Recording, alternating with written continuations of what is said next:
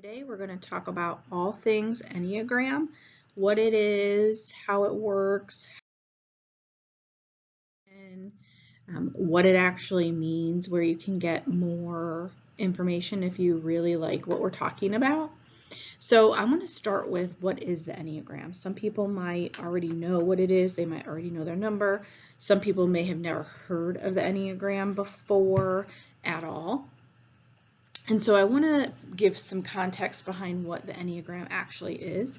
So I would like for you to think of it as a 9-person team where you're playing one person the majority of the time, but you're bringing aspects of the other 8 into your life at different parts.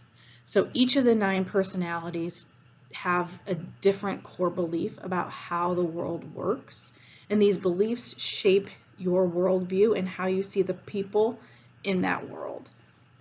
Enneagram is used for personal self-knowledge, personality development, conflict resolution, team dynamics, emotional intelligence.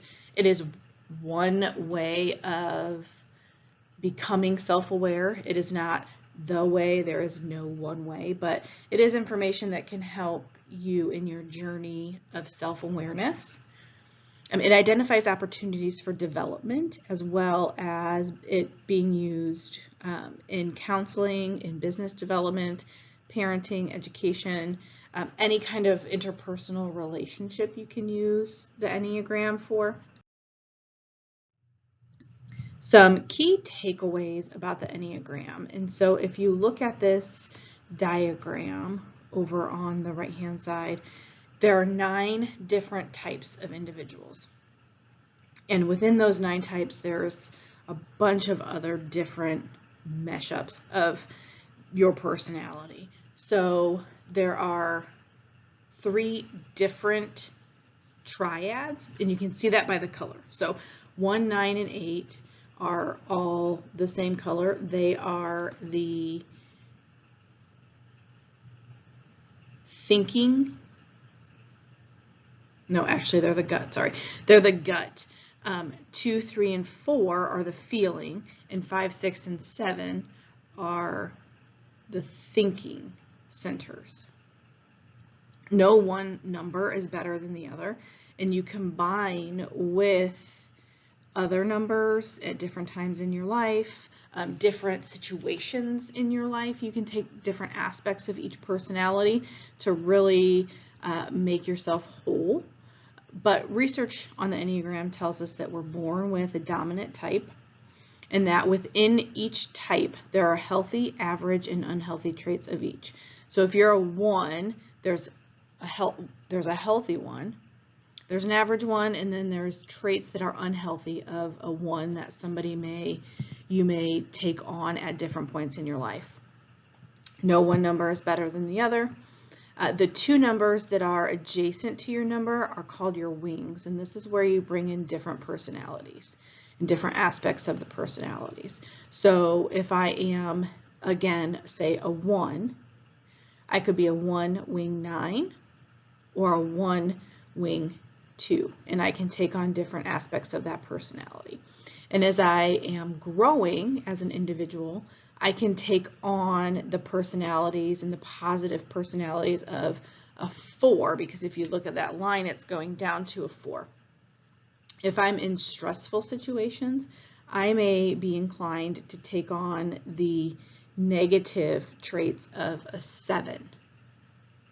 And so that's all of those lines inside that circle are directions where we go to either respond or adapt to situations. Use your type as a beginning point. You're going to move around. You can acquire healthy parts of each number, and your goal is to become balanced and draw on the powers of each, right? You are one number. You're playing one number the majority of time, but you're also, it's a team, and so you're using those numbers appropriately in different situations. This is just another diagram to help show the wings. So you've got the gut center, 1, 9, and 8, the feeling center, 2, 3, and 4, and the thinking center, 5, 6, and 7. So a number 1 is known as a reformer, but a 1-wing 9 is known as an idealist, and a 1-wing 2 would be more of an advocate.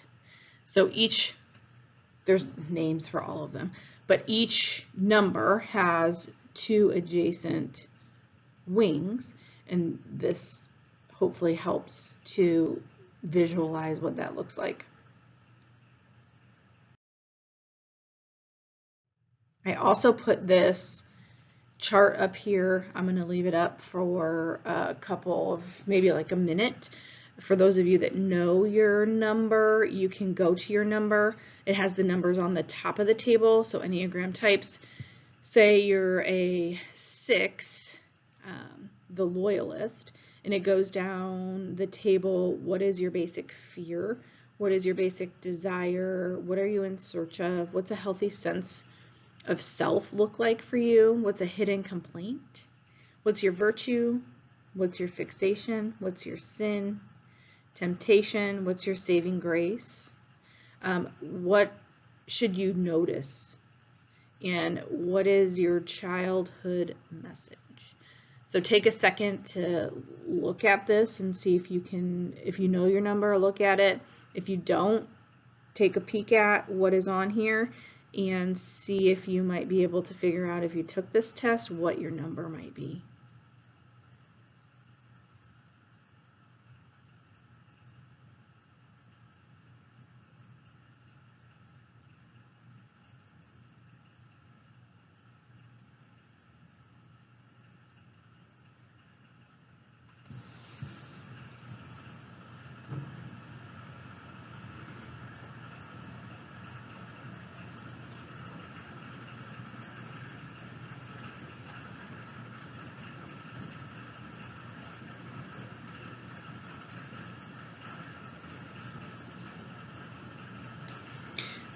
All right. We will move on and we'll go through each number. So I'll start with number 1, the reformer, and their main question is, am I good?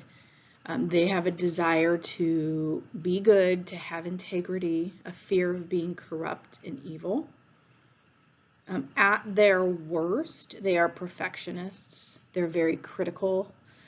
They can become impatient. However, at their best, they are organized, principled, ethical, moral. And as a leader, they have a sense of mission. They are an activist, and they strive to keep order and clarity. They're not so big on feelings. They don't want to make any mistakes, and they notice mistakes very quickly. The good person, which is a number 1, and there are some examples of real life people, past and present, who represent the Enneagram 1. If you're familiar with Brene Brown, Mahatma Gandhi, Martha Stewart, they are 1s. They think they have to repair the world.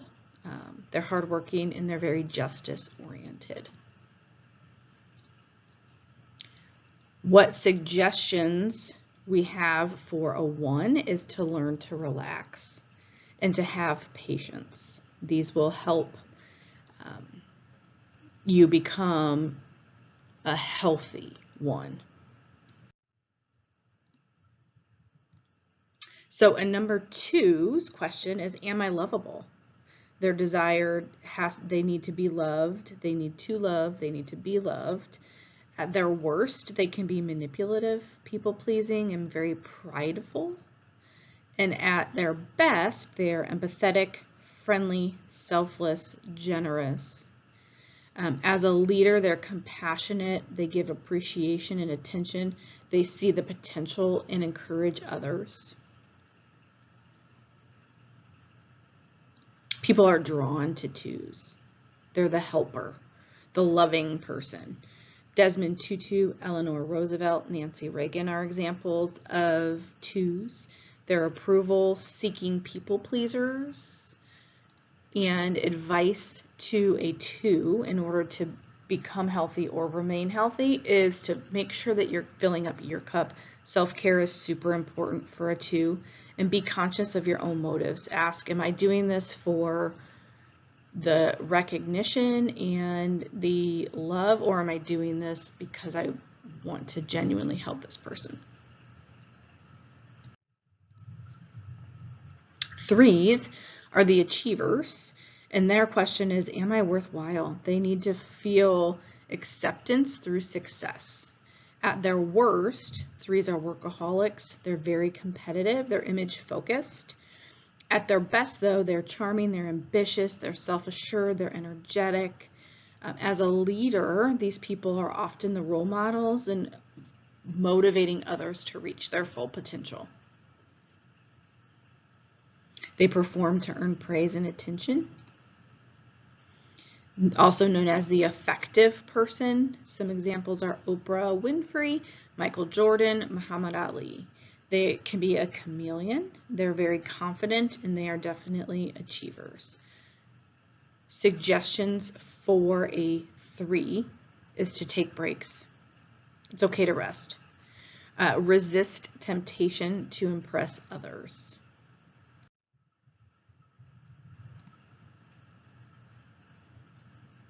Number 4, the individualist. I believe this is the least popular number, and it makes quite sense because they are the who am I. They're searching for their identity, meaning they need to stand out and be unique.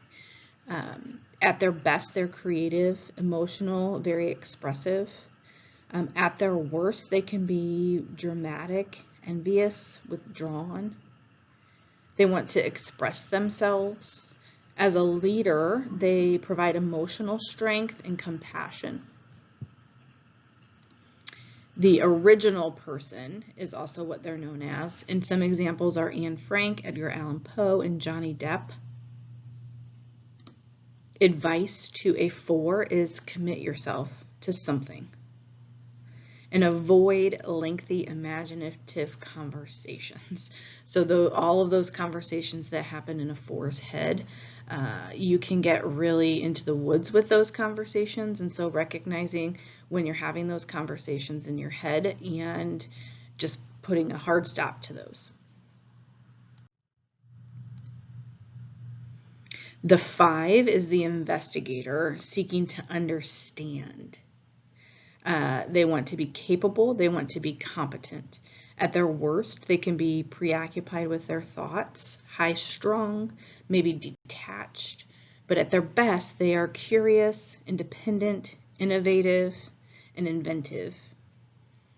They're safe in their own mind. As a leader, they're very observant, analytical, calm and collected, and they have very big ideas. Also known as the wise person. Examples are Bill Gates, Buddha, and Einstein. Advice to a 5 is also to learn to relax, maybe get out of your mind for a little bit and get advice from someone you trust, because you're always thinking of these things. You need somebody that's going to give you some good constructive feedback with your ideas that you can trust. Number 6 is the loyalist, and their essential question is, am I safe and secure? They have a fear of being without support and guidance. At their worst, they become anxious, defensive, rebellious, indecisive. At their best, they are reliable, responsible, stable, and become self-reliant. As a leader, a 6 is a champion for others. They foster cooperation, and they provide clarity and vision and maintain connections. They need to build a network of people that they trust. Examples of the loyal person are Ellen, Malcolm X, and Jennifer Aniston. Advice for a 6, be aware of pessimism. They're always looking at what could potentially go wrong, so encouraging them to also think of what could go right. And then identify what makes them overreact. What is making them anxious? What is making them defensive?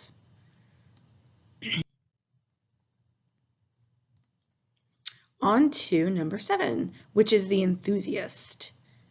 They are constantly thinking of what they are missing out on, a fear of being deprived, and the desire to be content. At their worst, a 7 is very overextended, scattered, distracted, impatient. At their best, they are extroverted, optimistic, playful, very versatile. As a leader, they're the ones that are bringing the energy. They're very charismatic. They want to be everybody's friend. They seem to be the jack of all trades and can do whatever it is that you ask them to do. But they have this fear of missing out. The joyful person, and some examples of the joyful person might be Robert Downey Jr., JFK, Elton John. Advice for a 7 is to resist acting on impulse, which means you don't have to do everything that you think of. You don't have to buy everything, you don't have to go everywhere, and you want to choose quality over quantity. 8s are the challengers, and they have the essential question of, am I in control? They fear being controlled, and at their worst, they're very egocentric, confrontational, intimidating, but at their best, they can be confident, strong, decisive, and very resourceful. As a leader, a healthy leader, they're naturally born leaders. They're direct, they can get results, they're willing to take the heat, and they want to leave their mark on whatever environment they're in. Examples of the powerful person include MLK, FDR, and Serena Williams. Advice to an 8 would be to act with self-restraint. They don't always have to be the one challenging and leading, so becoming very self-aware in when you need to restrain. And remember that the world is not against you. Last is the 9, which is the peacemaker, and their question is, am I at peace? They have a fear of loss and separation and this desire to have a peace of mind. At their worst, a 9 is going to avoid conflict. They're going to become complacent and lazy and stubborn and numb out. At their best, they become accepting, supportive. They bring healing for others. As a leader, a 9 creates structure and can become a great mediator and has a calming influence. They always are seeing the silver lining. The peaceful person are people such as Lincoln, Obama, Mr. Rogers. Advice for a 9 is to focus your attention on becoming an active participant. Don't go to that place where you're numbing out and letting the world do its thing, become a part of that world. Exercise can help do this. Through all of the types on a very, very, very basic level. And I'm a visual person and I like to connect to other things, and so I've got a couple of slides where I show you some examples of things. This particular slide is Disney, so we've got Disney princesses up here, all different types of Disney princesses, and you can see kind of which type the princesses are. And then of course I've also got the villains as well. So what type are the villains? If you've seen any of the Disney movies and you know the princesses and the villains, you've seen their personalities in those movies and you can kind of relate to and take pieces from each of these personalities. So the princesses would be more likely the healthy versions, and the villains would be the not so healthy versions of those numbers. Some more pop culture type things are Harry Potter. Those of you who are Harry Potter fans, you've got your characters along with the numbers to help you get some context and some background and make those connections. Those of you who are This Is Us fans and watch that show, you've got the characters typed into this as well.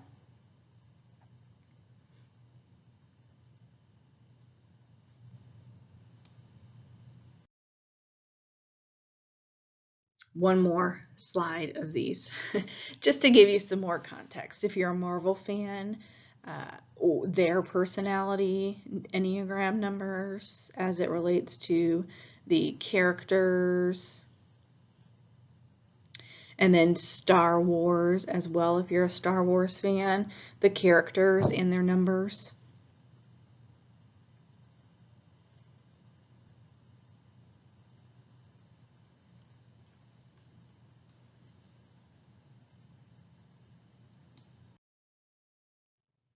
And then days off for an Enneagram type.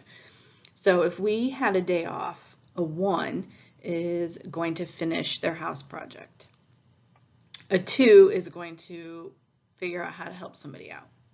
A 3 is either going to have no days off or is going to go full on Netflix and pajamas all day long. A type 4 would figure out a playlist and make them feel like they're in a movie for the whole entire day. A 5 is going to be all alone and figure out some ways in which they can remain alone and spend time with themselves all day. A type 6 is going to be constantly like sending messages to all of their friends and family and saying, hi, just checking in on see how you're doing. Type 7, their day off, they have hour by hour filled with activities and plans. Type 8, remember, is that challenger. They don't take a day off, they just go, go, go. Type 9 is going to be in their pajamas all day long. Just for some perspective. If you are interested in learning any more about the Enneagram or digging deeper into the Enneagram, there's a couple of free tests that you can take. There's a test that you can pay, I think, like $12 to take. I think the free one suffices, and you're reading up on the other numbers, and you can determine what you feel your number is based on the information that you gather. But there are quite a bit of podcasts on the Enneagram. There's some YouTube channels that you might want to follow. There's some actual like hardcover and or audiobooks that you could get on the Enneagram, and I've listed those here for you and put links as well. But remember that all Enneagram types, there's greatness within all Enneagrams. And again, it's like one way to become more self-aware and use this to build better relationships and understand the world in a little bit better of a way. I love the Enneagram, and I love all types within the Enneagram. 1s are purposeful, 2s because they're generous, 3s because they're driven, 4s are passionate, 5s are inquisitive, 6 are loyal, 7s are versatile, 8s are powerful, and 9s are caring. And we need all of them in our world.